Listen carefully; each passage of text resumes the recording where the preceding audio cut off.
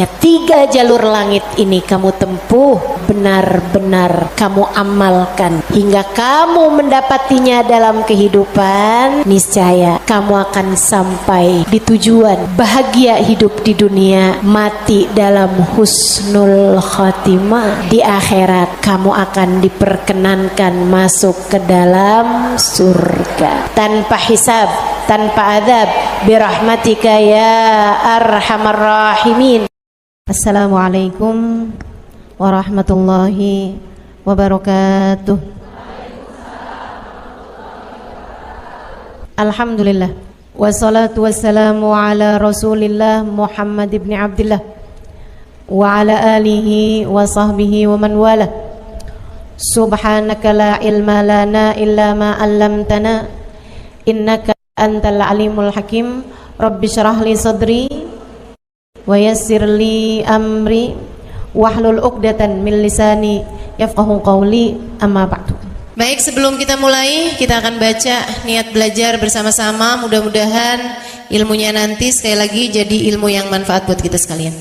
Bismillahirrahmanirrahim.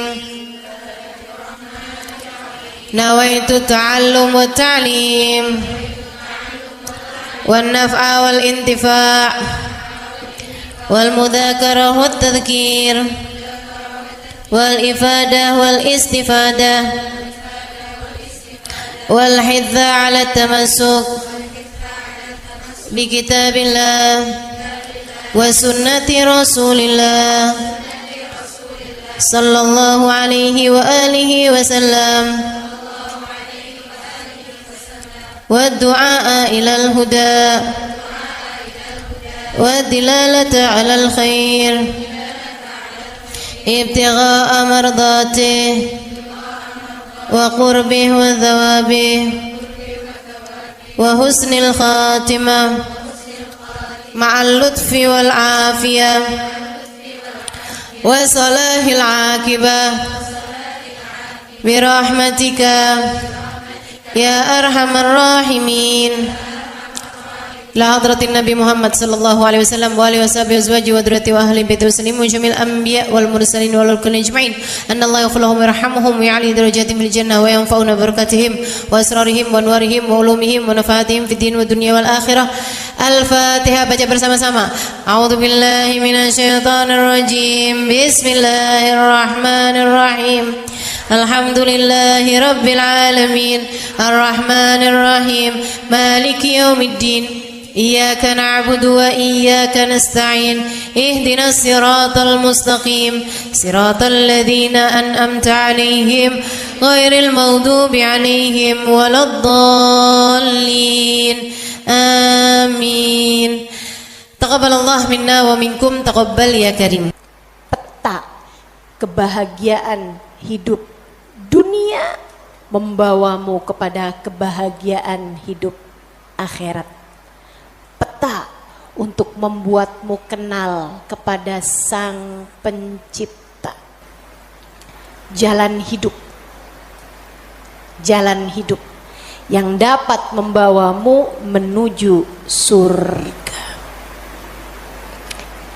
Ini namanya jalur langit. Yang paling rugi yang gak mau ngikutin peta ini. Yang paling sukses yang jalan hidupnya mengikuti peta ini, mengikuti jalur langit ini.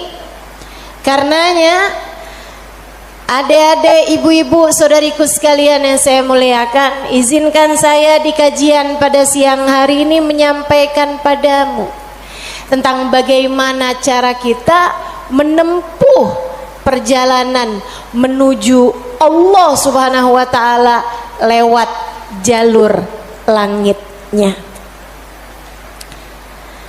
Biar gak sumpek hidupmu di dunia, biar matimu husnul khotimah, biar di akhirat nanti dapat masuk surga. Bukankah itu yang kamu mau? Bukankah itu yang kamu inginkan? Adik-adik, bukankah itu adalah cita-citamu? Betul? bahagia di dunia, mati husnul khotimah, di akhirat masuk surga. Adakah keinginan lebih tinggi daripada itu? Adakah cita-cita lebih mulia daripada itu? Enggak ada. Mesti menempuh jalur langitnya, karena surga adanya di langit. Karena segala kebaikan-kebaikan turun dari alam langitnya Allah Subhanahu wa taala menuju ke alam dunia ini. Saat kamu rasa dadamu sesak di dunia, maka naiklah ke atas dan menengadahlah. Maka dada langit siap untuk merengkuhmu, menjadikan sesakmu tak lagi bernilai apa-apa. Sesakmu jadi lega, sesakmu jadi lega. Ayo nih, buat adik-adik yang kegalauan mulu dengerin saya. Buat ibu-ibu yang pusing mulu, terutama kalau lihat sisa saldo akhir bulan, dengerin saya. Simak baik-baik jalur langit. Gimana sih caranya kita menempuh jalur langit? Pertama,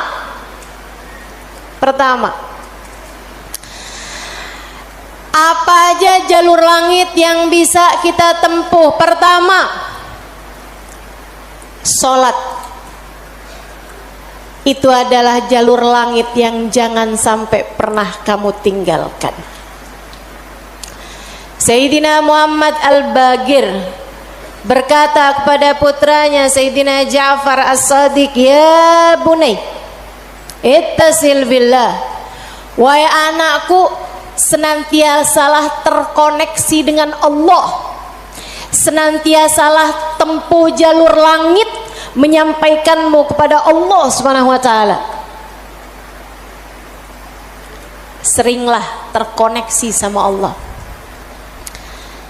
Anaknya bertanya, "Kaifa attasil bih ya walidi?" Bagaimana caraku untuk selalu terkoneksi dengan Allah? Bagaimana caraku berkomunikasi sama Allah? Bagaimana caraku menempuh jalur langit? Ayahandanya berkata, kalau kamu ingin kamu berbicara dengan Allah, sholatlah.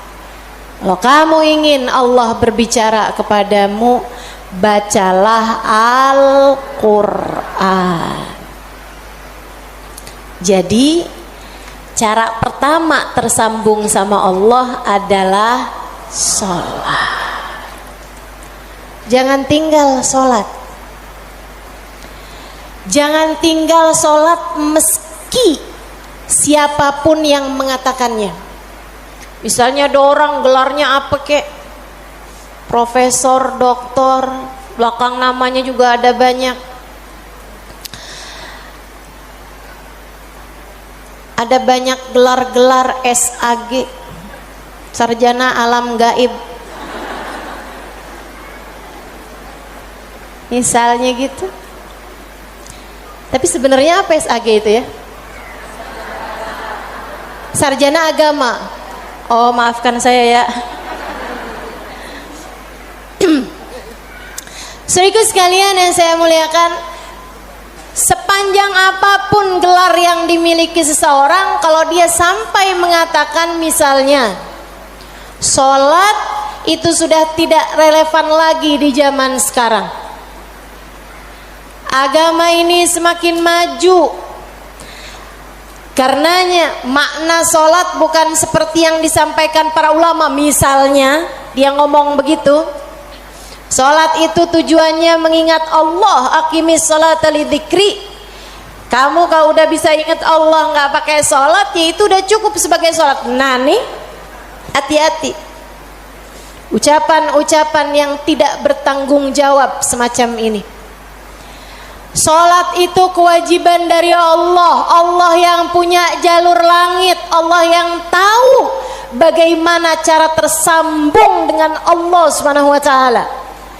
Dan dia yang telah menamakan salat sebagai salat dari kata-kata wasala yasilu silatan, yang artinya adalah hubungan, tersambung.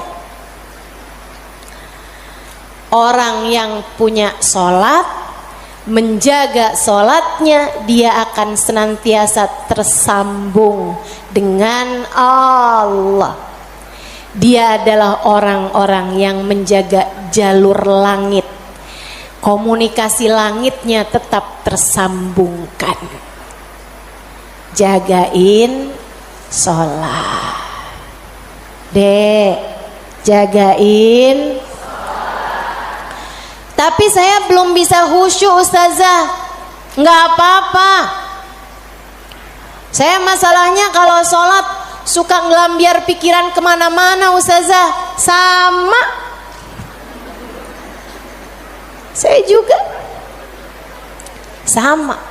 Tapi nggak apa-apa. Jangan pernah tinggal sholat. Imam Ghazali bahkan menyebutkan salah satu penyebab kematian dalam su'ul khatimah, salah satu penyebab iman tercabut dari dalam hati di saat kematian datang, naudzubillah min dzalik, nomor 1 tarkus shalah, meninggalkan salat. Tiang agama kita. Siapa yang salatnya benar, ibadahnya benar. Siapa yang ibadahnya benar, hidupnya benar. Siapa yang hidupnya benar, bakalan matinya benar. Siapa yang matinya benar, di akhirat dapat kehidupan yang menyenangkan. Karenanya mesti, harus, nomor 1 kamu benahi dalam hidupmu, jangan tinggal sholat. Sesibuk apapun kamu, sholat jangan tinggal, Dek. Sedang mengerjakan aktivitas penting semacam apapun, sholat jangan pernah tinggal, Bu. Jangan pernah tinggal sholat. Sebab orang kalau lagi ninggal sholat, bukan hanya karena dia nggak mau sholat, tapi karena dia tidak diizinkan Allah untuk menghadap kepadanya, telah diputuskan jalur antara dia dengan Allah Subhanahu wa taala. Naudzubillah min dzalik, jalur langit telah terputus darinya. Itu kayak punya HP tapi nggak ada sinyal, nggak bisa dibikin apa-apa HP-nya. Punya HP nggak ada sinyalnya, Bu, nggak ada kartunya, mau dipakai apaan? Mau dipakai ngulek sambel? Ya kan enggak gitu. Karenanya teman-teman sekalian, sholat jangan tinggal. Kamu kalau dibikin sama Allah dalam hidup nggak ngerjain sholat, kamu perlu menangisi hal tersebut. Kenapa gitu? Saya sering sampaikan, orang ketika sholat bukan hanya karena dia mau sholat, akan tetapi karena dia masih punya nilai di sisi Allah, sehingga Allah masih izin. Allah kalau benci sama satu makhluknya, sama seorang hambanya, Allah nggak akan izinkan orang tersebut menghadapkan dirinya kepada Allah dalam sholatnya. Dia kirain dia yang nggak mau sholat, padahal Allah yang nggak mau dia menghadap kepadanya. Telah diputus jalur antara dia dengan Allah Subhanahu wa ta'ala. Na'udzubillah min dzalik. Ada yang nanya sama saya, Ustazah, saya nih kan lagi belanja nih Ustazah, kan sibuk tuh kan. Belanja di mana? Di mall Ustazah. boleh nggak Ustazah saya jamak sholat saya? Lah ngemol di jamak sholat agak nih. Belanja ke pasar, sholat udah sampai di jamak-jamak. Innalillahi. Boleh nggak Ustazah? Nggak boleh lah. Yang boleh jamak sholat itu kalau bepergian, itu pun juga dengan jarak keluar kota 82 km. Tapi kalau kurang dari itu, nggak boleh mengerjakan jamak salat. Katanya Nabi Muhammad, man jama'as shalah bi ghairi udrin faqad atababan min abwabil kabair. Siapa yang suka ngumpulin salat, jamaah salat tanpa ada alasan yang dibenarkan, dia sedang mendatangi salah satu pintu dari pintu-pintu dosa-dosa besar. Dia tanya, boleh nggak Ustazah jamaah salat? Nggak boleh, kecuali karena ada alasan yang dibenarkan. Emang kenapa gitu Ustazah? Kamu kalau kepengen hidup dipentingkan sama Allah, maka kamu harus mementingkan Allah. Salat adalah gambaran tentang kamu mementingkan Allah, maka insya Allah hidupmu akan dipentingkan oleh Allah. Jarur langit yang pertama adalah salat. Makanya ada orang yang salatnya khusyuk-khusyuk, ada orang yang salatnya panjang-panjang. Tuh guru-guru saya tuh salatnya panjang-panjang, terutama salat sunnah. Kalau sholat fardu ringan-ringan aja, karena beliau mengerjakan sholat fardunya berjamaah jadi imam. Nah, itu katanya Nabi Muhammad, kalau kamu sholat jadi imam jangan jang. Tapi kalau kamu sholat sendirian, silahkan mau panjang kayak gimana pun silahkan balik. Kalau sholat jadi imam, Bismillahirrahmanirrahim. Jadi imam, Bismillahirrahmanirrahim. Jadi imam. Dalam sholat sendirian, Bismillahirrahmanirrahim. Jalur langit yang indah, jangan pernah jadikan doa hanya sekedar, sebab doa adalah semua yang kamu perlukan. Bu, Kak, Dek, Nak, dengerin saya. Kamu yang sekarang adalah hasil dari doa-doamu di masa lalu. Coba liatin dirimu itu. Kamu yang sekarang adalah hasil dari doa-doamu di masa lalu. Orang-orang besar yang kamu lihat sekarang ini adalah hasil dari doa-doanya di masa-masa lalu. Oh, kamu lihat, orang itu pinter banget ya. Adalah karena di masa dulunya, di masa kecilnya, di masa remajanya, ia selalu mengangkat tangan untuk minta dari Allah Subhanahu wa taala, Rabbi zidni ilman nafi'a. Ya Allah, tambahkanlah untukku ilmu yang bermanfaat. Ya Allah, ajarkanlah kepadaku ilmu-Mu. Ia selalu minta kepada Allah Subhanahu wa taala ilmu, sehingga Allah pun memberi kepadanya ilmu. Siapapun yang kamu kenal, orang-orang hebat-hebat yang ada di sekitarmu, itu adalah hasil dari doa-doanya di masa-masa lalu. Tinggal kamu lihat dirimu itu. Kamu pengen jadi kayak gimana? Tempuhlah jalur langit dengan perbanyaklah berdoa.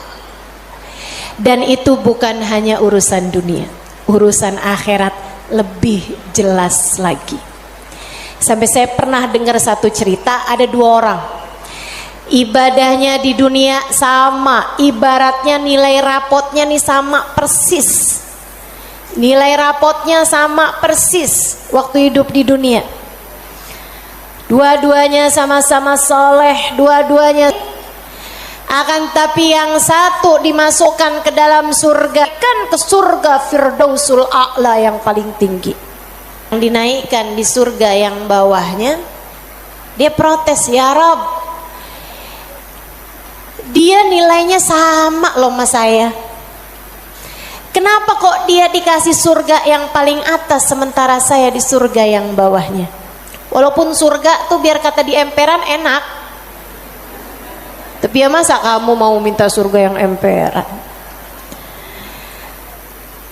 Saudara sekalian, hadir majelis saja di emperan gak enak, apalagi di surga. Dia tanya sama Allah, ya Allah, kenapa kami berdua nilainya sama tapi dia dinaikkan di surga Firdaus yang paling tinggi sementara saya? Itu sebabnya Nabi Muhammad mengatakan, idza sa'altumul jannah fas'alu al-firdausal a'la. Kalau kalian lagi minta surga, jangan tanggung-tanggung, mintalah surga Firdaus yang paling tinggi. Gitu. Doa deh, doa, jangan ditinggal. Doa, doa, perlu banget. Kamu harus sering-sering doa. Ustazah, doa yang paling bagus apa? Lah doa itu urusan minta kok. Maka mintalah sesuai dengan apa yang kamu mau. Saya punya cerita indah yang diceritakan oleh salah satu guru saya beberapa bulan yang lalu ketika kedatangan beliau ke Indonesia, namanya Hubabah Syarifah bintul Habib Muhammad bin Abdul Haddar. Beliau datang dari Sewun, Hadramaut, Yaman. Saya menjadi penterjemah beliau kala itu, jadi saya ingat betul kisahnya. Salah satu dari kisah yang beliau ceritakan, kata beliau, ada seorang ibu-ibu datang kepada ayahanda saya. Ayahandanya seorang ulama terkemuka, namanya Habib Muhammad bin Abdullah Al-Haddar, guru dari guru saya, guru dari guru-guru saya, sekaligus ayah dari guru-guru saya. Ayahandanya Hubabah Syarifah, ayahandanya Hubabah Nur, ayahanda Hubabah Maryam. Habib Muhammad bin Abdullah Al-Haddar, pemilik Ribat Bayda di kota Bayda, Yaman sana itu. Sehingga sekalian, beliau seorang pendakwah, seorang yang mustajabud dakwah, yang doanya mustajab. Satu waktu ada seorang ibu datang dalam keadaan menangis terisak-isak kepada ayahandanya di saat Hubabah Syarifah sedang ada di sisi ayahandanya. Ibu tersebut bilang, Habib, tolong doakan anak saya, Bib. Anak saya bandel sekali, Bib. Saya susah banget. Ajakin dia sholat susah, ajakin dia kerjain kebaikan susah. Anaknya bandel, nggak mau denger apa kata saya. Tolong saya, Bib, doakan anak saya, apa yang harus saya lakukan? Beliau kemudian berkata, Bu, ibu kepengen anak ibu jadi anak yang soleh. Iya, Bib, pengen banget, banget, Bib. Ibu, doa seorang ibu untuk anaknya setara doa Nabi bagi umatnya. Maka doamu untuk anakmu lebih mustajab daripada doa siapapun untuk anakmu. Saya bisa bantu kamu buat doa, mintakan kepada Allah Subhanahu wa taala, akan tetapi doamu tentu lebih mustajab daripada doa saya untuk anakmu. Ibu dengerin, Bu. Jadi gimana saya, Bib? Ibu bangun di waktu malam, ibu tahajud beberapa rakaat, kemudian seperti kamu menangis di hadapan saya untuk minta anakmu didoakan oleh saya, menangis pulalah di hadapan Allah. Sampaikan kepada Allah apa yang kamu sampaikan kepadaku atau apa yang ingin agar saya sampaikan kepada Allah tentang anakmu, sampaikan pula itu kepada Allah Subhanahu wa taala. Baik, Bib, pulang. Dikerjain. Nah, itu perempuan kalau solehah gitu tuh. Kalau dengar kebaikan, sami'na, saya dengar, kemudian saya patuhi. Ini yang dengar di sini juga insya Allah seperti itu. Apa yang didapat pada hari ini semoga dapat diamalkan. Yang pertama tadi jangan tinggal. Yang kedua tadi barusan ini perbanyak jalur langit.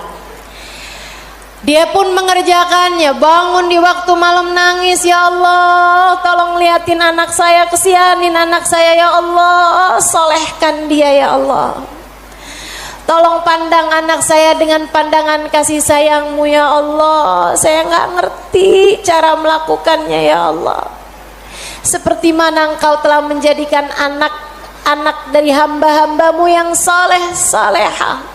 Kau jaga mereka, jaga pula lah anakku ya Allah, jauhkan dari segala dosa-dosa, jauhkan dari segala kejahatan-kejahatan, tolong jaga anak saya ya Allah. Terus didoain anaknya, didoain anaknya, malam demi malam, malam demi malam. Dan Bu, Kak, Dek, Nak, doa itu bukan instan. Doa itu tidak seperti kamu nyeplok telur sekarang mateng sekarang, enggak gitu. Doa itu Allah mau lihat kesungguhan hatimu dalam meminta. Perlu waktu yang sering kali tidak sebentar, sebab Allah mau melihat kesungguh-sungguhanmu.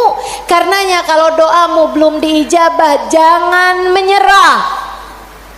Dek, kalau doamu belum diijabah, jangan nyerah. Kamu masih sangat mungkin untuk diijabah doamu selagi kamu tidak berhenti berdoa. Ingat-ingat ucapan saya. Kamu masih sangat mungkin untuk diijabah doamu itu selagi kamu tidak berhenti berdoa. Doa terus, kata Hubabah Syarifah, setahun, 2 tahun, 3 tahun, 4 tahun, 5 tahun, 6 tahun.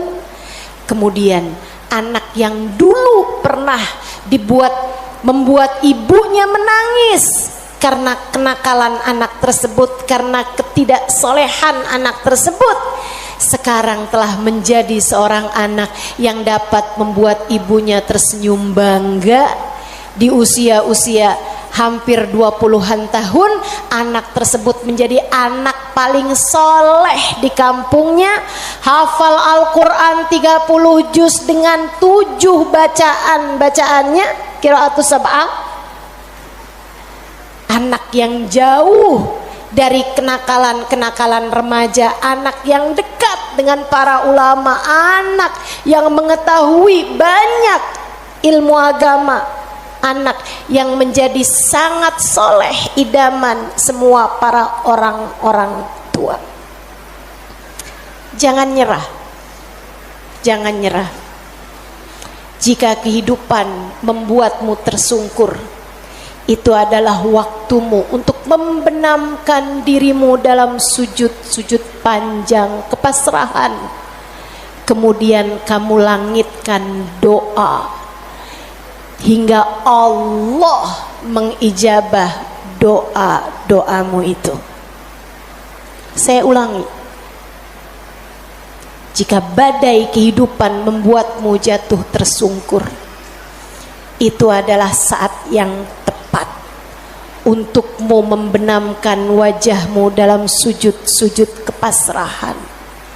Kemudian kamu langitkan doa-doamu, berbisik di bumi, namun suaramu didengar hingga ke arsy. Saat itulah Allah akan mengijabah doamu itu. Jangan pernah berhenti berdoa. Jangan remehkan doa. Jangan remehkan doa. Saya, Dek, pernah muda juga kayak kamu. Ya masa lahir langsung gede gini. Sewaktu saya remaja, masuk umur 12 tahun, 13 tahun, sebelum balik bahkan saya udah berada di pondok pesantren. Jadi saya itu nggak pernah ngalamin masa belum berjilbab sebelum balik. Maksudnya ketika balik tuh saya udah mulain berjilbab. Alhamdulillah, nikmat dari Allah Subhanahu wa taala. Adik-adik saudaraku sekalian, saat saya kecil, saya ada di pondok-pondok pesantren, saya mulai kenal ustadz-ustadz, ustadzah-ustadzah, ulama-ulama yang membuat saya jatuh cinta dengan ilmu agama. Alhamdulillah, Allah kasih rasa dalam diri saya, keinginan untuk selalu belajar. Saya punya keingintahuan yang banyak terhadap urusan ilmu.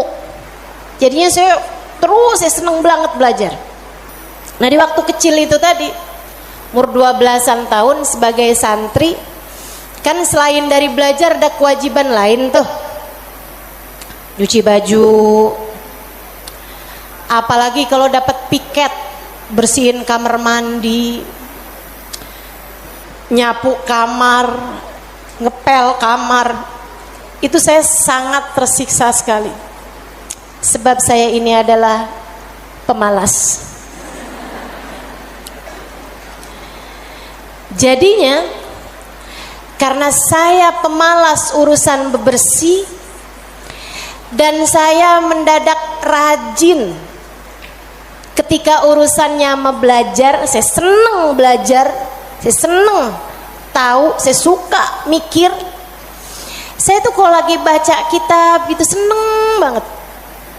Saya kalau lagi belajar gitu seneng banget.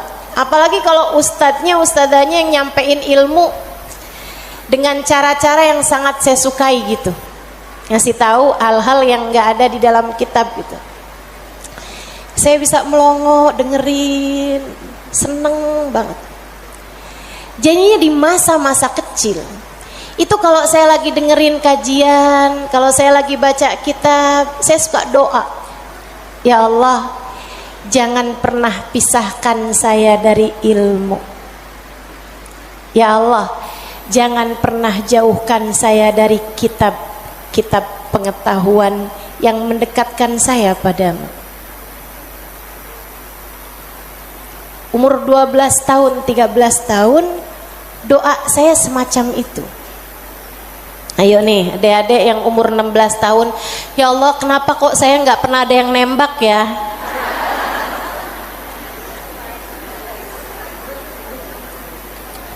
Kata Allah, ya karena aku sayang padamu, karena aku berkehendak untuk menjagamu gitu. Ini malah dipertanyakan, saya kurang cakep apa ya? Kok nggak ada yang naksir sama saya gitu? Siapa kek, tukang kebun, satpam sekolah? Jangan ya dek, jangan. Kalau kakak kelas boleh ustazah, jangan juga. Jangan pacaran.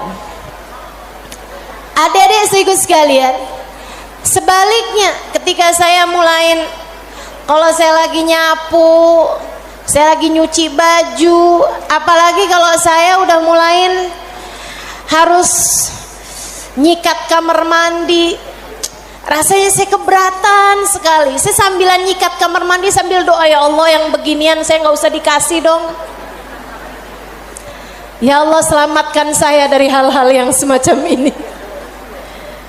Alhamdulillah, alhamdulillah. Saya habisnya itu juga mondok-mondok pesantren, tapi bisa dihitung dengan jari waktunya di mana saya harus nyuci baju, di mana saya harus ngepel, di mana harus nyapu gitu. Kayak alhamdulillah, saya punya banyak orang-orang yang mau mengerjakannya buat saya. Alhamdulillah. Allah bakal kasih. Kata Allah Subhanahu wa taala, "Ud'uni astajib lakum." Mintalah kepadaku, niscaya akan aku ijabah. Minta, doa, jangan berhenti berdoa. Ayo adik-adik, kamu punya panjang masa depan insyaallah. Umurmu mudah-mudahan masih tersisa panjang insyaallah. Jangan sesali dengan di masa tua kamu enggak dikasih hal-hal besar dalam kehidupan karena kamu tidak pernah memintanya kepada Allah. Minta, ya Allah, pandanglah aku dengan pandangan kasih sayang-Mu. Ya Allah, seperti mana Engkau menjaga hamba-hamba-Mu yang soleh-solehah, tolong jaga saya juga ya Allah. Dek, minta sama Allah. Saya serius berkata padamu, dengarkan saya. Saya menyampaikan nasihat sebagai orang tua kepadamu, Dek, kepadamu nak. Minta sama Allah, yang dekat sama Allah. Karena kalau kamu merasa, kok saya punya orang tua nggak terlalu sayang ya sama saya, kamu tahu nggak? Kenapa dalam hidup kamu seringkali merasa bahwa orang tuamu nggak cukup sayang sama kamu, guru-gurumu sepertinya nggak sayang sama kamu. Saya kasih tahu, saat Allah membuat hatimu patah dari berharap kepada manusia, itu adalah cara Allah untuk mengenalkan kasih sayangnya yang tak terbatas padamu. Dekatilah Allah. Orang lain mungkin merasa bosan denganmu, tapi Allah tidak. Allah tidak. Allah tidak akan bosan denganmu kecuali jika kamu yang bosan dengannya. Allah tak akan meninggalkanmu kecuali jika kamu yang meninggalkan Allah. Maka atas nama cinta saya sampaikan padamu, Dek, dengerin saya. Bu, dengerin saya. Atas nama cinta saya sampaikan padamu, jangan pernah tinggal Allah. Yang dekat sama Allah, mintalah terus kepada Allah. Mintalah terus kepada Allah. Minta pandangan kasih sayangnya tertuju padamu. Minta Rahman Rahimnya, rahmatnya Allah kasih kepadamu. Minta agar dalam keadaan apapun Allah tak pernah berhenti menyayangimu.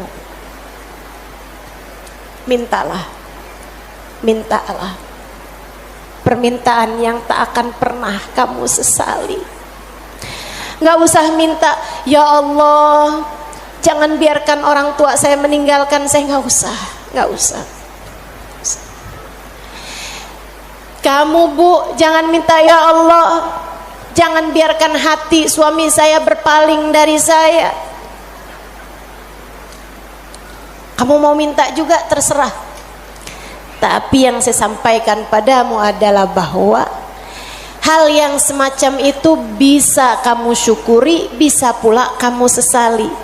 Akan tetapi kalau kamu tidak ditinggalkan oleh Allah, sampai kapanpun tidak akan pernah kamu sesali, insya Allah. Jadi jalur langit yang harus kamu tempuh, yang pertama adalah, yang kedua adalah, yang ketiga adalah cinta kepada baginda Nabi besar Muhammad.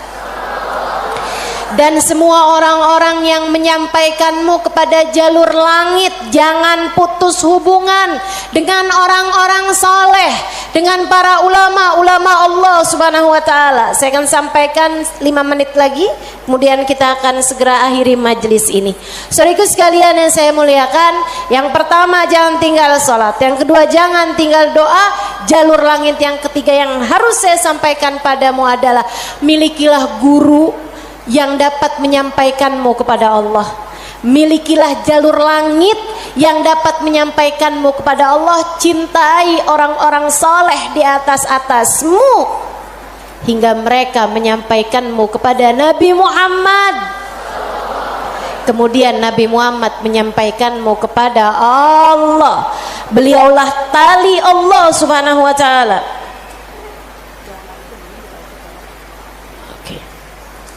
Beliaulah tali Allah Subhanahu wa ta'ala yang terbentang kepada kita sekalian.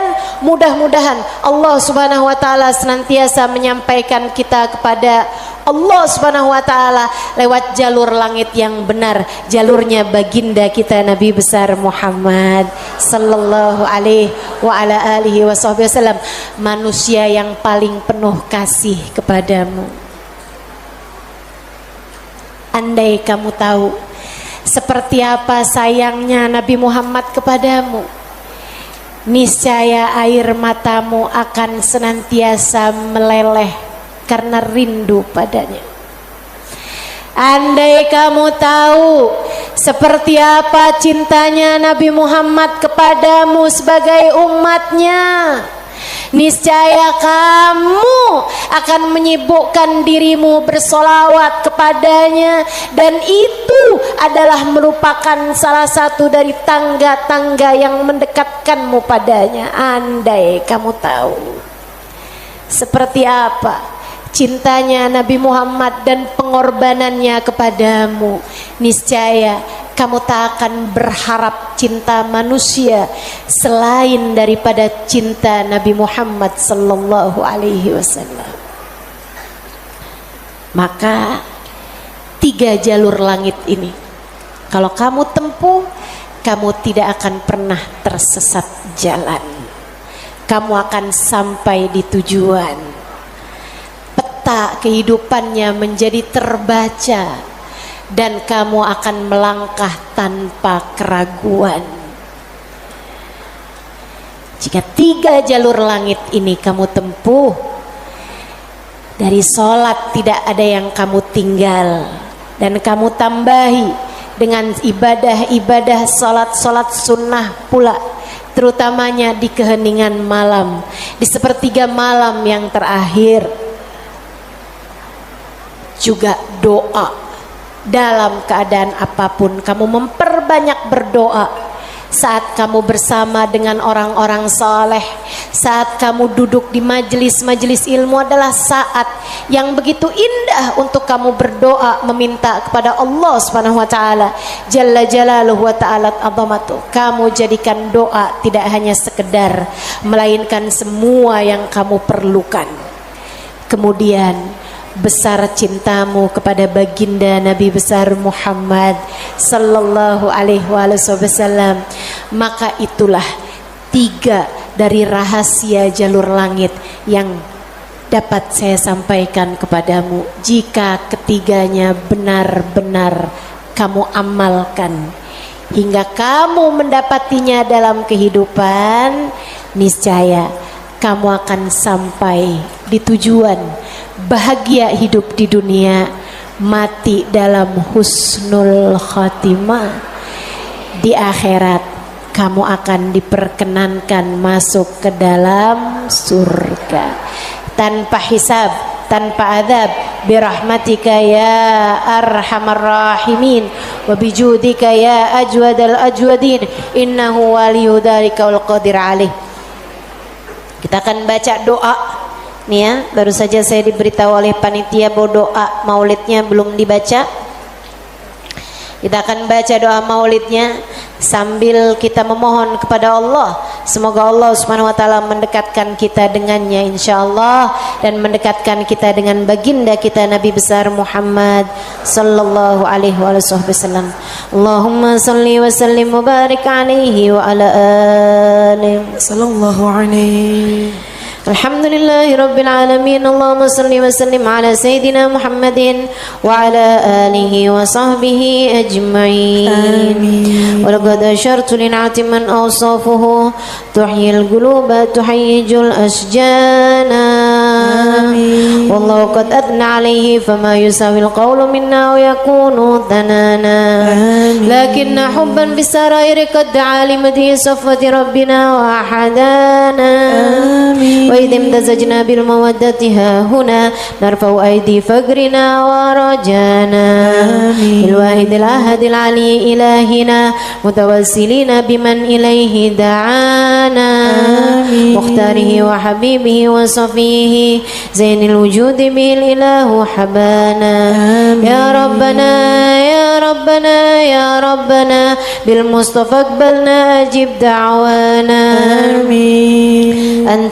أنت لنا يا دخرنا في هذه الدنيا وفي أخرانا أصلح لنا الأحوال واغفر ذنبنا ولا تؤاخذ ربي إن أخطأنا واسلك بنا في نهج طه المصطفى ثبت على قدم الحبيب خطانا أرنا بفضل منك طلعة أحمد في بهجة عين الرضا ترعانا واربط به في كل حال حبلنا وحبال من ود ومن والانا المحسنين ومن أجاب نداءنا وذوي الحقوق وطالبا أوصانا الحاضرين وسعيا في جمعنا ها نحن بين يديك أنت ترانا ولقد رجوناك فحقق سؤلنا واسمع بفضلك يا سميع دعانا وانصر بنا سنة طه في بقاء الأرض واجمع كل من عادانا وانظر إلينا واسكنا كأس الهنا واشفي وعافي عاجلا مرضانا واقض لنا الحاجات. Silakan sebutkan hajat masing-masing. Assalamualaikum warahmatullahi wabarakatuh.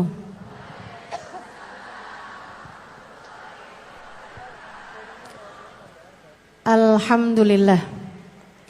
Wassalatu wassalamu ala Rasulillah Muhammad ibn Abdillah wa ala alihi wa sahbihi wa man wala. Subhanaka la ilma lana illa ma 'allamtana innaka antal alimul hakim. Rabbi shrah li sadri wa yassir li amri wahlul 'uqdatan min lisani yafqahu qawli, amma ba'du. Alhamdulillah, Allah sampaikan juga saya ke tempat ini, masjidnya Allah Subhanahu wa taala, bait min buyutillah, rumahnya Allah. Mudah-mudahan kita udah disampaikan di rumah Allah di dunia.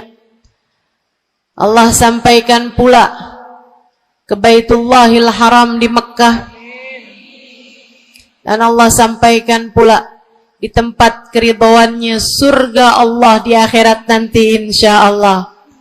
Amin ya rabbal alamin.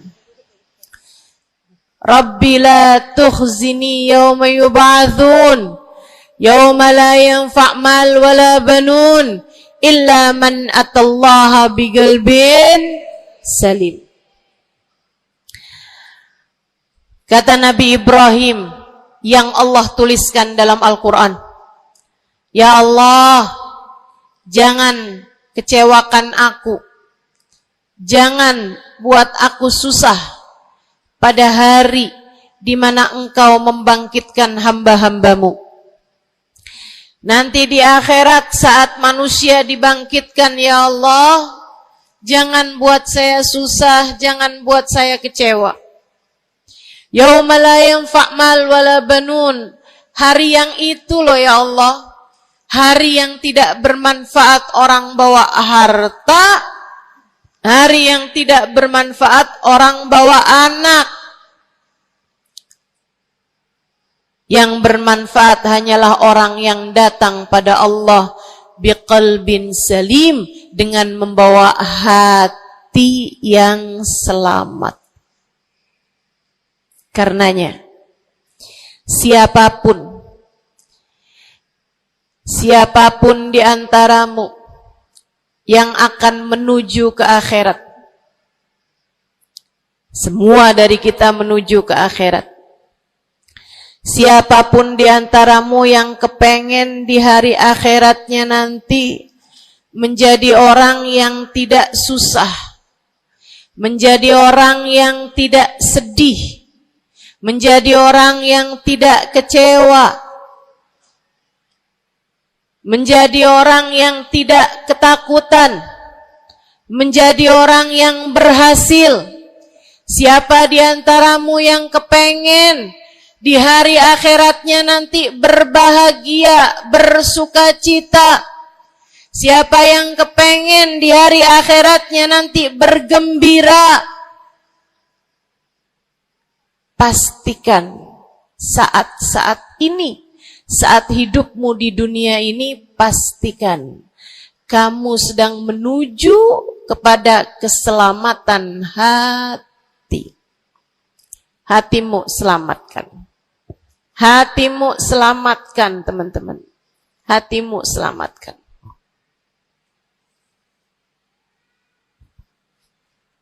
Semoga Allah karuniakan kepada kita selamatnya hati insyaallah. Amin. Semoga Allah menyelamatkan hati kita semua. Semoga Allah menyelamatkan hati kita semua. Nabi kita Muhammad menyebutkan dalam salah satu hadisnya,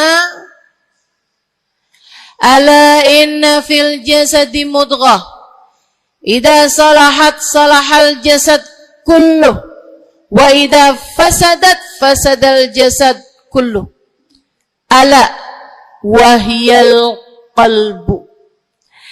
Kata Nabi, ketahuilah sungguhnya dalam diri manusia terdapat segumpal darah. Apabila ia bagus, ia selamat, ia bersih, selamatlah seluruh anggota tubuhnya. Apabila ia rusak, ia hancur, ia gelap, ia mati, maka hancur pulalah seluruh anggota tubuhnya. Ala wahiyal qalbu, ketahuilah segumpal darah tersebut bernama hati. Maka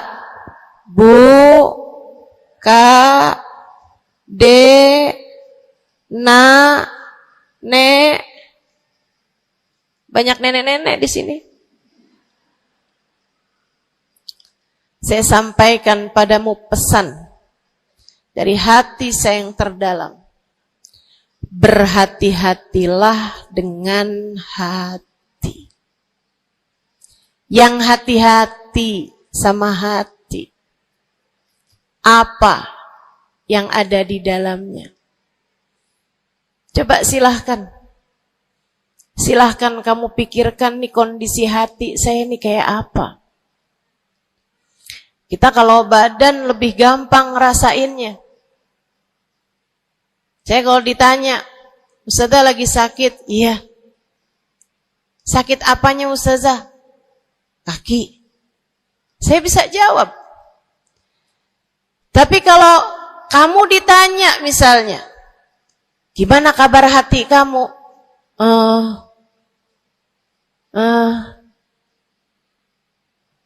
Gimana kabar hatimu? Sehatkah? Sakitkah? Atau bahkan sakaratul maut? Hatimu bercahayakah? Gelapkah? Atau bahkan mati? Bagaimana kabar hatimu, teman-teman? Bagaimana kabar hatimu?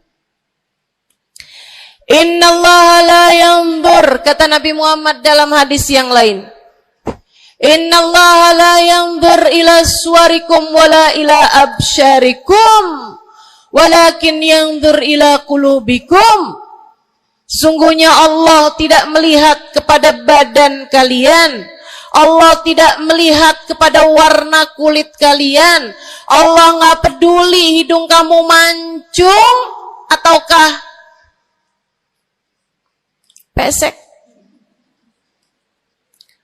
Allah nggak peduli kulit wajahmu mulus ataukah berjerawat. Allah nggak peduli kamu tinggi ataukah pendek. Allah nggak peduli warna kulitmu semacam apa. Yang Allah Subhanahu wa taala lihat, yang Allah Subhanahu wa taala perhatikan adalah hatimu. Adakah ia mulus? Adakah ia penuh dengan penyakit-penyakit? Yang Allah pandang darimu adalah hatimu. Nih, sekarang saat kamu duduk sama rata di tempat ini, teman-teman. Meskipun ada yang lebih tinggi, ada yang lebih rendah, tapi kita duduk nih sama-sama di tempat ini nih. Nilaimu di mata Allah bukan seberapa dekat jarak antaramu dengan saya. Nilaimu di mata Allah bahkan bukan bergantung dari jam berapa kamu datang. Ketika kamu sama rata duduk di tempat ini, yang Allah pandang darimu adalah hatimu. Sedang berada di manakah saat ini? Yang duduk di tempat ini sembari mikirin ntar pulang enaknya makan apa ya?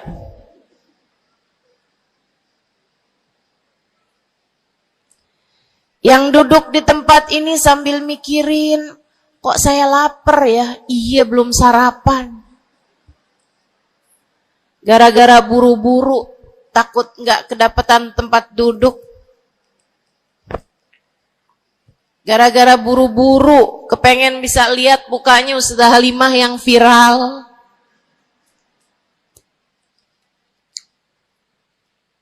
Hatimu.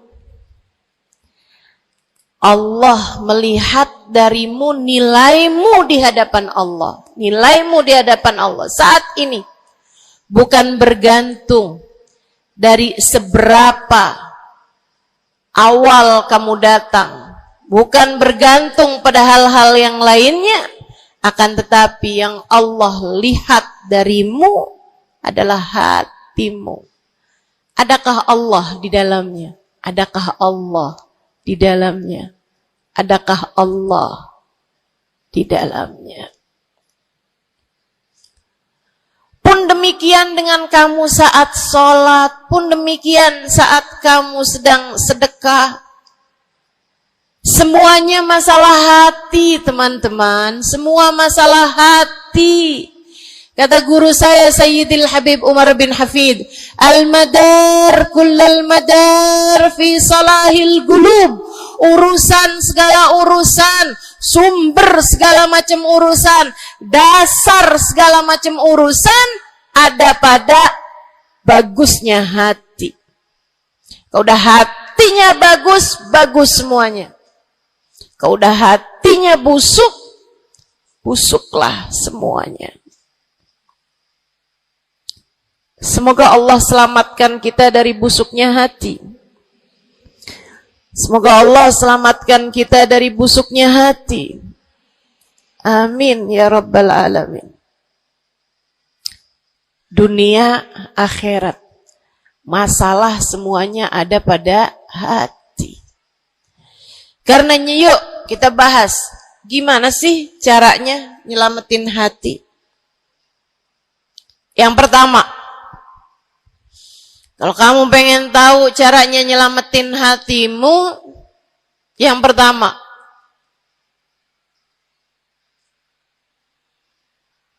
bersihkan sampah-sampahnya. Nih, kamu mau rumah itu biar bagus, biar terjaga, biar selamat. Kamu lihat dalamnya, oh banyak sampah, banyak noda, banyak kotoran. Dari mulai kotorannya cicak, ayam, sampai mungkin anjing, karena lama nggak ditempatin.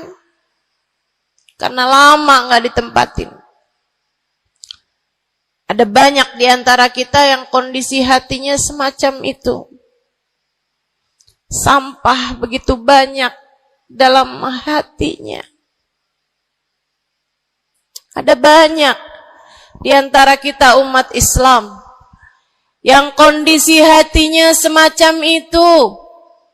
Begitu banyak sampah di dalam hatinya tersebut. Semoga Allah selamatkan semuanya. Amin. Maka hal pertama, kalau kamu kepengen punya hati yang selamat, yang nomor satu adalah bersihkan hatimu dari semua sampahnya, keluarin. Apa sampahnya hati?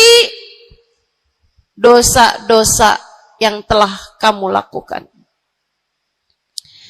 Idza aznabal abd nakat fi qalbihi nuqtah sauda. Kata baginda kita Nabi besar Muhammad, idza aznabal abd, ketika seorang hamba mengerjakan dosa, tertorehlah di dalam hatinya satu titik hitam. Sampahnya hati. Kamu tiap kali bikin dosa, dosa apa aja? Bukan hanya dosa besar, zina, bukan hanya dosa besar, minum minuman keras atau narkoba, bukan hanya dosa besar, judi atau riba. Bukan hanya dosa-dosa besar. Kalau itu titik hitam yang sangat besar tertoreh di dalam hatimu itu. Bahkan dosa-dosa kecil, sekedar marah-marah sama suami, atau ngambil uang suami. Gimana? Pernah? Rezeki istri solehah ustazah.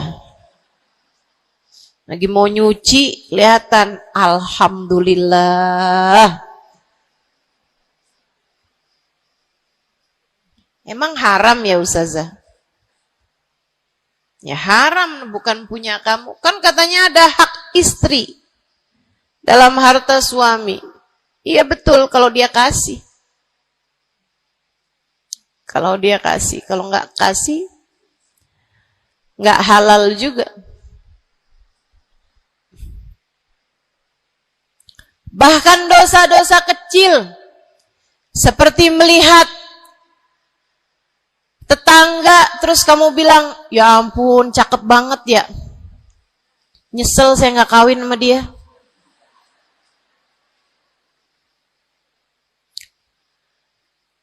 Dosa. Seperti memandang seseorang dengan pandangan menghina. Seperti membicarakan aib orang lain.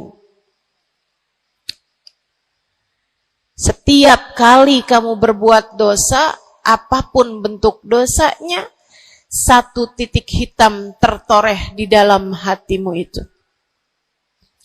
Ini istighfar wa tab. Musih. Kalau dia beristighfar, kalau dia bertaubat, dihapuslah titik hitam tersebut. Wa illa, kalau enggak, ya tetap aja ada. Kamu bikin dosa lagi, bikin dosa lagi, bikin dosa lagi, bikin dosa lagi. Enggak pernah istighfar, enggak pernah memperbaiki diri. Aurat tidak kamu tutup dengan baik. Sehingga akhirnya setiap kali kamu keluar dilihat oleh laki-laki yang bukan mahrammu. Satu titik hitam, satu titik hitam, satu titik hitam. Sampai terkadang hati seseorang dipenuhi dengan titik-titik hitam. Hatinya menjadi legam. Hatinya menjadi penuh dengan titik-titik hitam. Semakin bertambah lagi, semakin bertambah lagi, jadilah karat. Jadilah karat. Kalau udah jadi karat, na'udzubillah. Ini yang Allah sebutkan di dalam Al-Quran. Kata Allah, kalla, a'udzubillahi minasyaitonirrajim, kalla, bal rana ala qulubihim bima kanu yaksibun, kalla, innahum an rabbihim yawma idin lamahjubun. Kalla, kata Allah, balran, ada karat di dalam hati mereka, tersebab dosa yang menumpuk tanpa pernah dimohonkan ampunan. Kalla, innahum an rabbihim yawma idin lamahjubun. Orang kalau hidup bawa karat hasilnya apa? Orang kalau hidup bawa karatnya hati hasilnya apa ya Allah? Kalla innahum an rabbihim yawma idin lamahjubun. Orang yang hatinya punya karat, pada hari tersebut ia akan terhalang dari Allah Tuhannya. Guru saya Sayyidil Habib Umar bin Hafid menyampaikan tafsir mengenai ayat ini.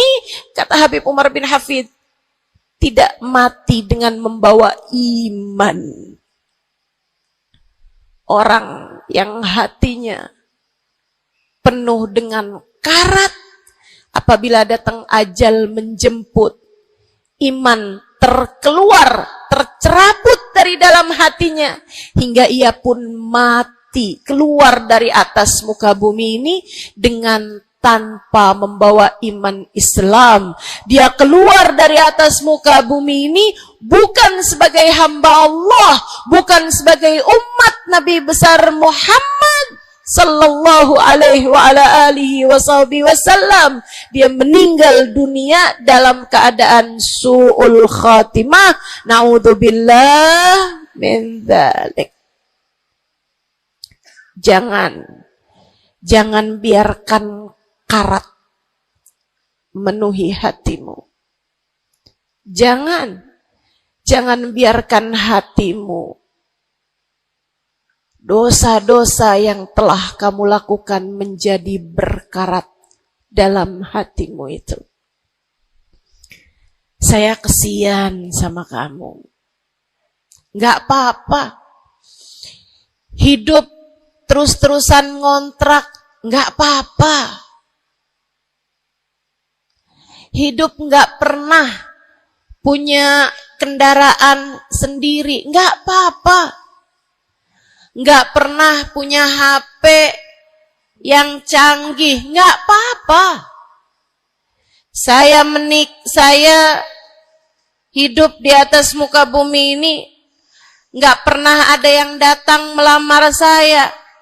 Jadinya sampai di usia di atas 30-an tahun, saya masih menjomblo, Ustazah. Gak apa-apa.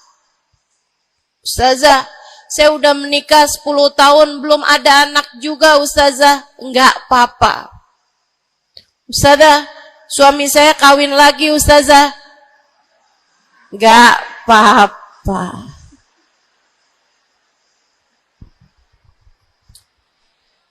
Hidup di dunia ini, apapun yang terjadi, semuanya hanyalah sementara.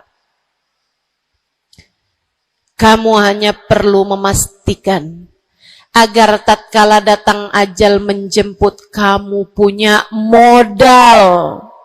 Dan modal utamanya yang nomor 1 adalah hati yang bersih. Hati yang selamat. Kamu bawa pulang menghadap Allah Subhanahu wa ta'ala bigalbin salim. Kamu bawa hati yang selamat, insya Allah. Mati nggak bawa suami nggak apa-apa. Mati nggak bawa anak nggak apa-apa. Nggak bakalan jadi pertanyaan malaikat raqib atid. Tapi mati harus dengan membawa hati yang selamat. Mudah-mudahan Allah karuniakan. Mudah-mudahan Allah karuniakan. Saudaraku sekalian yang saya muliakan, maka bersihkan sampah-sampah dalam hatimu itu. Caranya gimana nih, Ustazah? Dosa-dosa saya emang udah banyak banget. Saya di masa muda, di masa remaja, bahkan sampai udah tua juga nih, bergelimangan dengan dosa demi dosa. Banyak dosa saya, Ustazah. Saya zaman muda berada dalam masa jahiliyah. Dosa, segala dosa saya kerjakan. Apa yang harus saya lakukan? Bersihkan karat-karat dalam hatimu itu dengan taubat. Minta ampun sama Allah. Minta ampun sama Allah. Kamu perlu nangis sama Allah. Kamu perlu sungguh-sungguh minta ampunan sama Allah. Dosa segede gunung, kalau Allah mau melemparkannya ke dalam lautan ampunan, inna kaba'irad dunubi ful ghufrani kalamami. Katanya sahibul burda, sesungguhnya dosa-dosa besar dalam lautan ampunan, ia hanyalah seperti buih di dalam lautan. Gak ada artinya apa-apa kalau Allah mau ampuni. Dosa sebesar apapun, kalau Allah mau ampuni gak ada artinya. Tapi dosa sekecil apapun, kalau Allah mau perhitungkan, kamu gak akan selamat. Saya sampaikan padamu atas nama cinta. Dosa sekecil apapun yang kamu lakukan, jika ia tidak berjumpa dengan ampunan Allah, kamu bisa tidak selamat. Iblis nyembah Allah 70.000 tahun lamanya. Sujud di atas bumi, dia sujud, bumi dihancurkan, Allah naikin dia ke langit. Di atas langit dia sujud, ganti-ganti posisi sujudnya. Karenanya Imam Ghazali dalam kitabnya Minhajul Abidin mengatakan, ma min buk'ah minal ard was sama, tidak ada satu jengkal tanah, baik di bumi ataupun di langit, illa waqad sajad iblis fihi sajdah. Iblis udah pernah sujud di sana, di semua tempat di bumi maupun di langit. Paling banyak ibadahnya ternyata bukan seorang wali. Paling banyak ibadahnya ternyata bukan seorang nabi. Kalau hitung-hitungan panjang-panjangan ibadah, ibadahnya iblis lebih panjang daripada siapapun dari makhluknya Allah Subhanahu wa ta'ala yang pernah tinggal di bumi ini. Akan tetapi dia nggak nurut. Iblis ibadah 70.000 tahun, nggak nurut sekali doang, sekali aja. Wa idh qulna lil malaikati isjudu li Adam fasajadu illa iblis. Ketika kami memerintahkan seluruh makhluk yang ada di langit, seluruh malaikat kami perintahkan, wahai malaikat-malaikatku, sujudlah kalian kepada Adam. Fasajadu, Mereka semuanya sujud. Illa iblis. Kecuali iblis doang. Tantang, petenteng gak mau sujud. Allah tanya, ma manaka antas judali adama id amartuk. Iblis, apa yang bikin kamu gak mau sujud kepada Adam?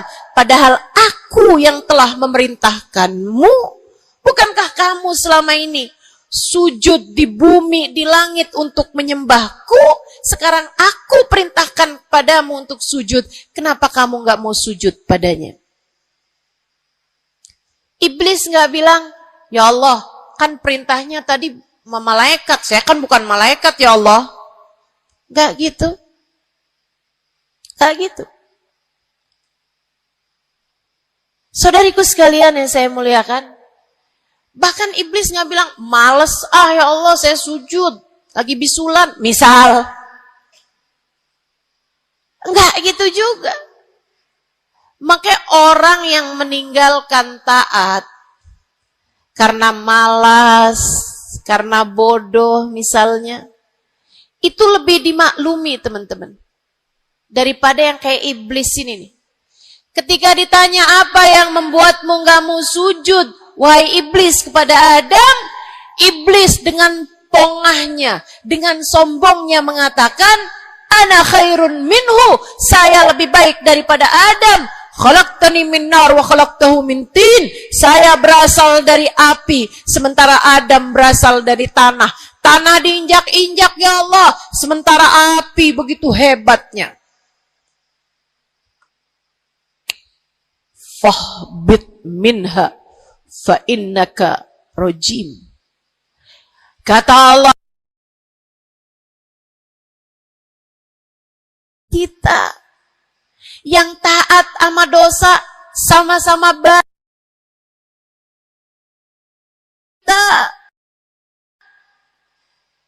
Yang mungkin dosa kita lebih banyak daripada taat kita. Kayak katanya Habib Ali Habsyi, kadang ada orang Islam, malaikat raqib yang nyatet pahala nganggur berbulan-bulan.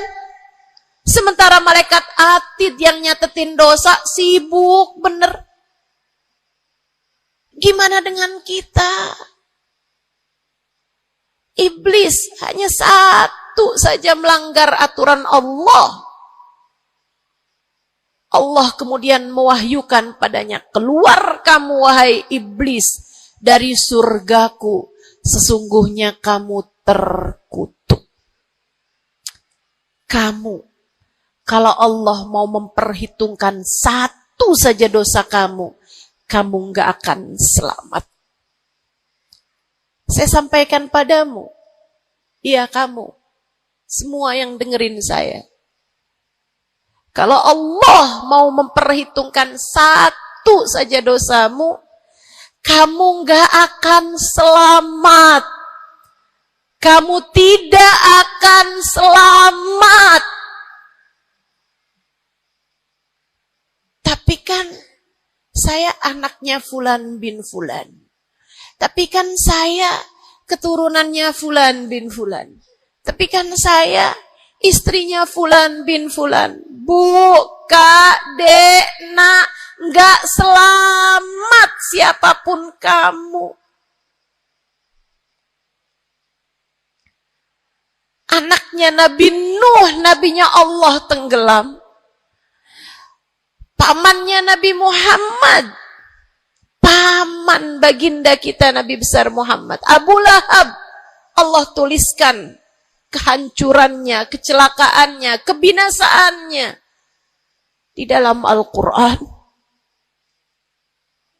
Mau siapa yang kamu andalkan? Tapi kan saya udah banyak bikin taat, saya tiap malam bangun tahajud. Kamu nggak nyampe seujung kukunya ibadah iblis 70.000 tahun. 70.000 tahun. Sujud pada Allah Subhanahu wa taala di tiap jengkal tanah. Nih tanah yang sekarang kita jejak ini pernah dibikin sujud sama iblis. Waktu iblis tinggal di atas muka bumi ini.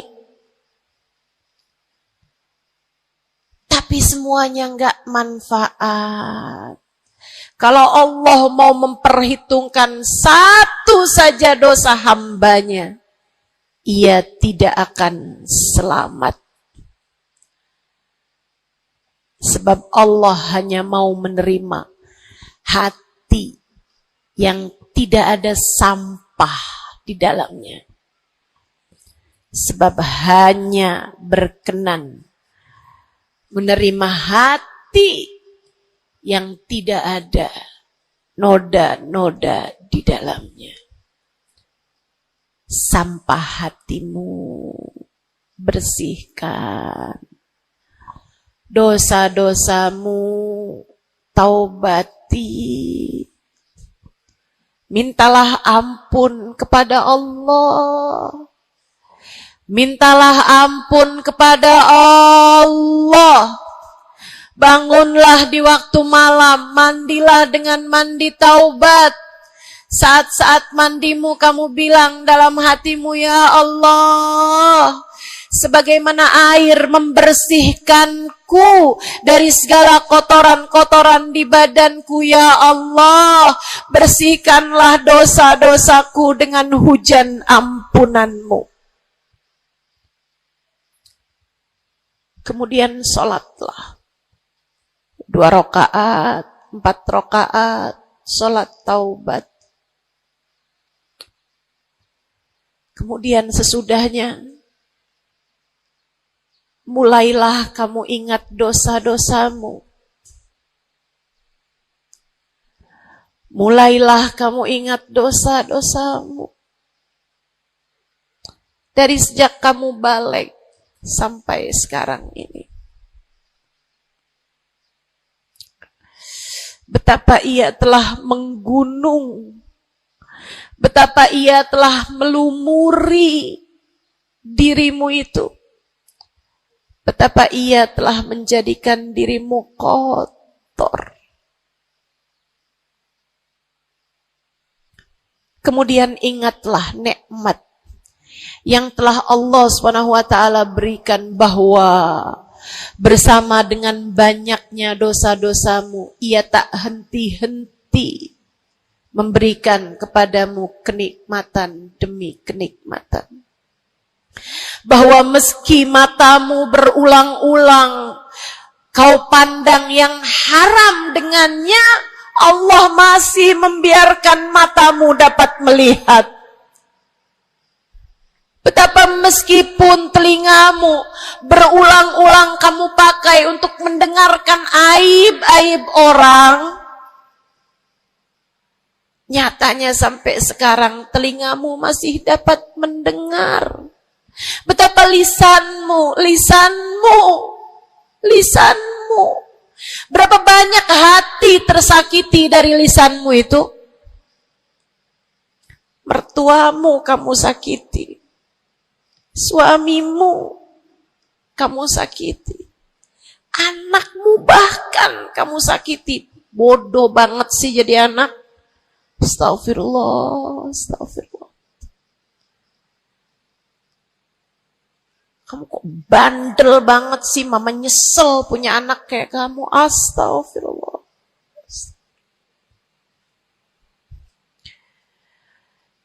Betapa lisanmu menyakiti hati tetanggamu, saudara-saudarimu, sahabat-sahabatmu, orang-orang di sekelilingmu, merasakan gangguan dari lisanmu itu, tersakiti dari lisanmu itu. Tapi meskipun entah sudah berapa banyak dosa tercatat dari lisanmu, Allah masih tetap membiarkan lisanmu dapat berbicara sampai saat ini. Nikmat tak henti-henti Allah berikan kepadamu, bukan? Betapa durhakanya diri kita. Namun betapa penuh rahmatnya Allah kepada kita. Betapa berlumurannya kita dengan dosa-dosa. Namun betapa Allah bersama dengan segala dosa-dosa yang kita lakukan, tak henti-hentinya membanjiri kita dengan kenikmatan. Wa in ta'uddu ni'matallahi la tuhsuha. Kalau kamu mau hitung nikmatnya Allah, kamu tak akan pernah mampu menghitungnya. Sesudah kamu ingat-ingat dosamu, kamu ingat nikmat Allah kepadamu, kamu ucapkan seperti ucapan baginda Nabi Muhammad.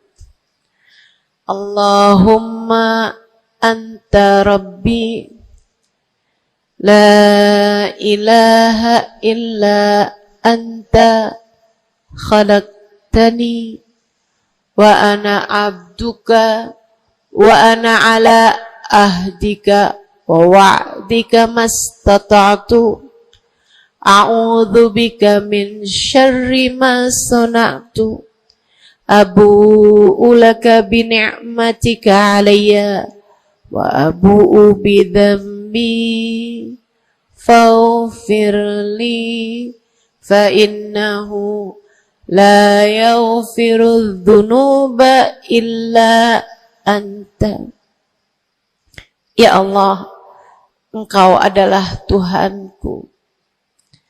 Tak ada Tuhan kecuali Engkau. Aku adalah hamba-Mu yang Kau perintahkan buat taat, yang Kau perintahkan untuk menepati janji semampuku. Ya Allah, aku berlindung dari buruknya perbuatan yang telah aku lakukan. Begitu buruk, begitu jelek dosa yang telah aku perbuat padamu, ya Allah. Abu'u laka bi ni'matika 'alayya. Ya Allah, Engkau selalu datang padaku dengan berbagai macam kenikmatan-kenikmatan. Wa abu'u bidzambi, sementara aku selalu datang padamu dengan dosa demi dosa. Faghfirli, ampunilah aku ya Allah. Fa innahu la yaghfiru dzunuba illa anta. Bukankah tak ada yang dapat mengampuni dosaku selain Engkau ya Allah. Minta ampun sama Allah. Minta ampun sama Allah.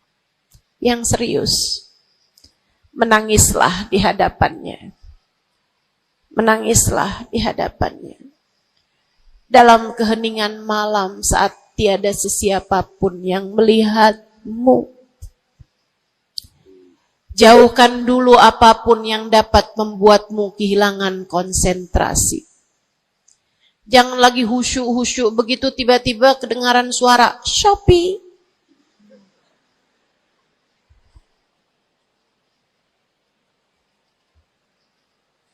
Kamu langsung jadi hilang konsentrasi.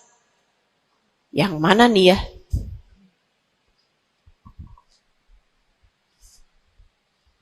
Bismillah. Kalau kamu pengen punya hati yang selamat, nomor 1 adalah taubat. Taubatan nasuha. Taubat yang sungguh-sungguh. Nyesel telah berbuat dosa. Meninggalkan dosa-dosa tersebut. Berjanji untuk tidak mengulanginya lagi. Jika dosanya terkait sama manusia, ada syarat keempat yang harus dilakukan, yaitu meminta maaf kepada orang yang telah engkau sakiti hatinya tersebut. Yang kamu habis bikin dosa sama dia, minta maaf. Mudah-mudahan Allah SWT ampuni dosa-dosa kita. Amin. Semoga Allah ampuni dosa-dosa kita. Amin. Ketika ada seorang ulama ditanya, "Ya Syekh, wahai Syekh, Kalau saya nih punya banyak hajat nih, punya banyak permintaan, tapi waktunya sempit buat doa. Doa apa yang seharusnya saya panjatkan? Misalnya nih, lagi sebentar nih, bisa kepegang Hajar Aswad. Lagi sebentar nih, bisa ada di depan Ka'bah. Lagi sebentar nih, bisa ada di dekat makam Nabi Muhammad sallallahu alaihi wasallam. Sesudah kita ucap salam kepada baginda Nabi. Ini apa nih yang harus saya minta kepada Allah? Hajat saya banyak, sementara waktu saya sempit buat doanya. Apa yang harus saya mintakan? Apa sebaik-baik hajat yang perlu kita mintakan di saat tidak banyak waktu untuk memintanya kepada Allah? Syekh tersebut menjawab, is'alil maghfirah, mintalah ampunan dari Allah. Sebab bagaimana mungkin kamu meminta hajat-hajat yang lain sementara kamu masih belum berada dalam pandangan rahmatnya Allah. Kamu masih terusir dari pintunya. Kamu udah minta-minta. Nih kayak istri lagi minggat sama suaminya. Kemudian dia WhatsApp, tolong dong transferin saya. Lah balik dulu.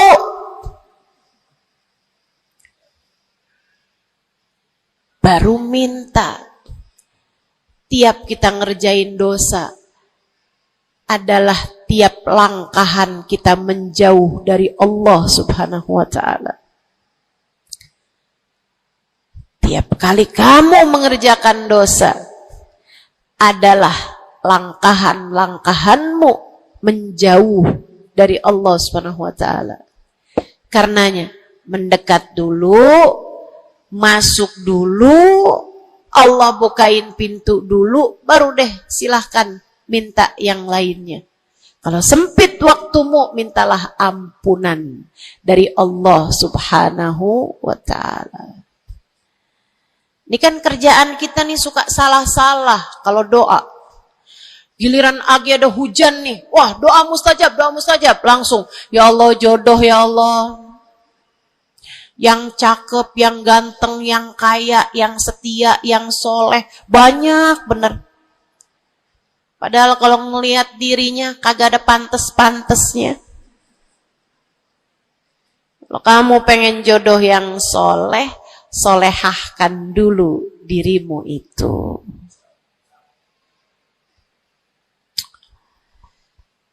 Begitu datang hujan, ya Allah, duit yang banyak, ya Allah, duit yang banyak, ya Allah. Mintalah dulu ampunan. Sebab kamu mati nggak bawa jodoh nggak apa-apa, kamu mati nggak bawa duit nggak apa-apa. Tapi kita mati harus bawa ampunan Allah subhanahu wa ta'ala. Sebab dosa akan mengotori ruang hati kita. Maka syarat utama hati yang bersih adalah keluarkan sampah darinya dengan cara taubat. Mohonlah ampun pada Allah. Secara serius. Cukup sekali ustazah? Enggak cukup. Lo dosanya banyak. Tiap habis sholat minta ampun. Tiap ada kesempatan buat doa minta ampun. Tiap lagi datang hujan minta ampun. Tiap lagi ziarah ke makam Nabi, ke makam wali, minta ampun sama Allah. Tiap lagi datang orang soleh, katanya doa sambil memandang wajah orang soleh mustajab. Apa yang mesti kita minta? Minta ampunan dari Allah subhanahu wa ta'ala. Minta ampunan dari Allah subhanahu wa ta'ala. Itu satu syarat mutlak utama. Pengen hatimu selamat, keluarkan sampah-sampahnya. Habis keluarin sampah-sampahnya, nah sekarang udah bersih. Ternyata ada penyakit-penyakitnya. Ada bagian itu yang atapnya bocor. ada airnya yang tersumbat, penyakitnya rumah. Bukan begitu? So ikut sekalian yang saya muliakan, kamu kepengen hatimu jadi hati yang selamat, sembuhkan hatimu dari berbagai macam penyakit-penyakitnya. Apa aja sih penyakit-penyakitnya hati? Banyak. Imam Ghazali menyebutkannya dalam kitab Ihya Ulumuddin. Sampai jadi satu kitab yang tebal membahas mengenai hal-hal yang buruk yang ada dalam hati manusia. Bahasan panjang, nggak akan keburu waktunya buat bahas panjang itu. Tapi saya bilang, Bu, kayak rumah. Saya pernah beli rumah. Suami saya beli rumah. Kemudian saya liatin rumahnya bagus, bersih, cakep, udah nih. Kemudian satu hari saya ajak teman saya yang ngerti urusan rumah, ahli desain interior rumah. Saya bawa masuk dalam rumah saya, dia liatin, ini bocor nih Ustazah, yang ini nih harus cepet-cepetan ditambal. Terus dia lihat ada bagian atap tuh bocor tuh Ustazah, tambal dulu Ustazah. Dibenerin dulu tuh Ustazah sebelum ditempatin. Bu, saya kirain rumah saya udah bagus. Ternyata kalau dilihat sama ahlinya baru ketahuan.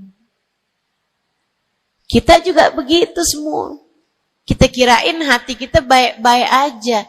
Tapi kalau kita duduk ngaji, kalau kita hadir di majelis taklim, kalau kita dengerin kajian-kajian, kita baru paham. Ya Allah, ternyata hati saya ada penyakitnya di sini. Membebaskan diri hati. Nah, ini tema kita hari ini. Membebaskan diri dari penyakit hati. Bu, karena yang berpenyakit ini bukan cuman badan. Kita disebut manusia karena punya badan dan juga punya hati. Dan yang bisa kena sakit bukan cuman badan kita, Bu. Badan kalau sakit ujungnya cuman mati. Dan mati itu nggak pakai sakit, semua orang juga emang pasti. Orang hidup belum tentu sempat sekolah. Orang hidup belum tentu sempat nikah. Orang hidup belum tentu habis nikah dapat anak. Orang hidup muda belum tentu sampai tua. Tapi yang pasti semua orang hidup pasti merasakan mati. Badan tuh seapa-apanya sakit. Kalau sakit badan ujungnya cuman mati. Dan mati itu keharusan, keniscayaan sebagai seorang manusia. Masalahnya kalau sampai yang sakit bukan badan tapi hati. Bu, Dek, Nak, mau sebut ibu-ibu doang soalnya banyak adik-adiknya ntar ngiri.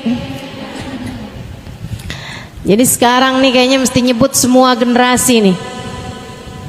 Bu, Dek, Nak, Nek. Ada nenek-nenek juga ya. Hati kalau sakit bahayanya besar. Kenapa gitu? Bisa nggak selamat. Sebab Allah Subhanahu wa taala mengatakan dalam Al-Qur'an, ala lisani sayyidina Ibrahim al-Khalil, sesuai dengan lisannya Nabi Allah Khalil, ketika Allah menceritakan tentang doanya Nabi Ibrahim alaihi salam, Rabbi la tukhzini yawma yub'atsun yawma la yanfa' mal wala banun illa man atallaha biqalbin salim. Kata Allah, ya Allah, jangan hinakan saya di hari Engkau membangkitkan hamba-hambamu. Jangan buat saya kecewa di akhirat nanti, ya Allah. Yauma la yanfa' mal.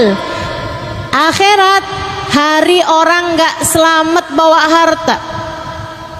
Wala banun. Hari orang gak selamat bawa anak. Jadi yang punya anak banyak jangan bangga dulu. Wah, saya mah tenang dah. Punya anak 30. Jangan bangga dulu.